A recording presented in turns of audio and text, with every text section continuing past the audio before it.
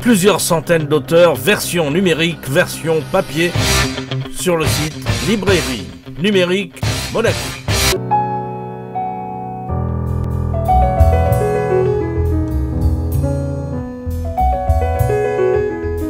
Une nuit, c'est vraiment la rencontre entre la fiction et la réalité, effectivement, puisqu'on est dans un contexte, en tout cas dans le roman, dans un contexte d'attentat, un contexte de guerre, voire même de guérilla urbaine.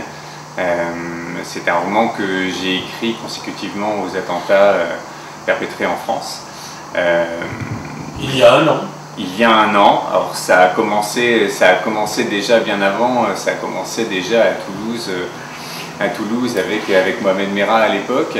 Et puis on a vu ensuite d'autres attentats survenir avec, on va dire, l'apparition et puis l'avènement entre guillemets de Daesh.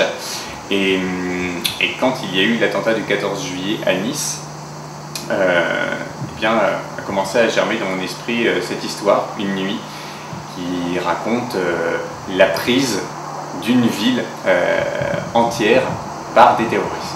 Une nuit où tout peut arriver, une nuit où tout peut basculer. Exactement, une nuit où tout bascule. On était à l'époque, et quand on en discute encore, on sent bien que cette peur est encore là. On était dans un climat total de paranoïa, il y avait cette espèce d'angoisse présente un petit peu partout, où tout le monde se regardait, tout le monde était dans l'attente qu'il se passe quelque chose, et tout le monde avait peur, et tout le monde se disait tiens, mais est-ce que lui c'est un terroriste, est-ce que lui il peut faire quelque chose?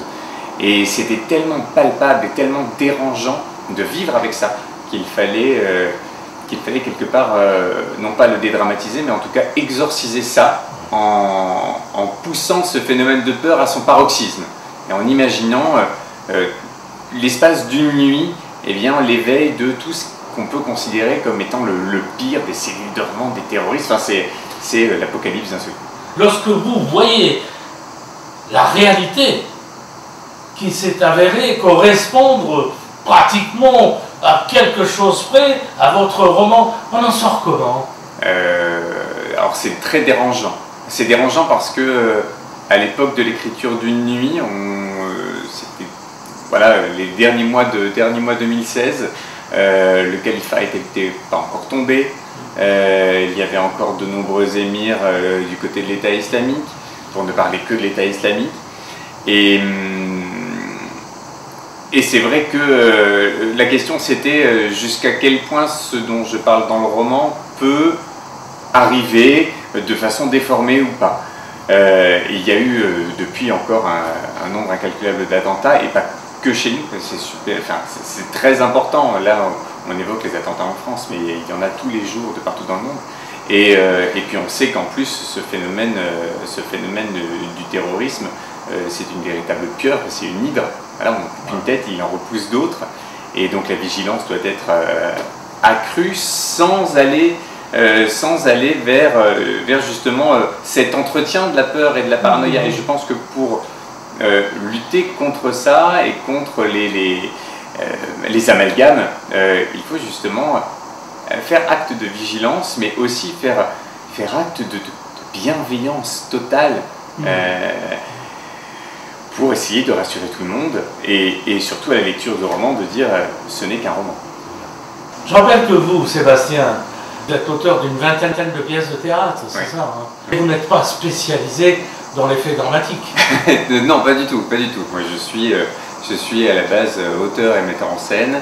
J'ai mis en scène de nombreuses pièces, et pas que mes créations. La dernière en date étant Ma femme s'appelle Maurice. Oscar également, donc c'est vrai que des pièces jouées à Nice.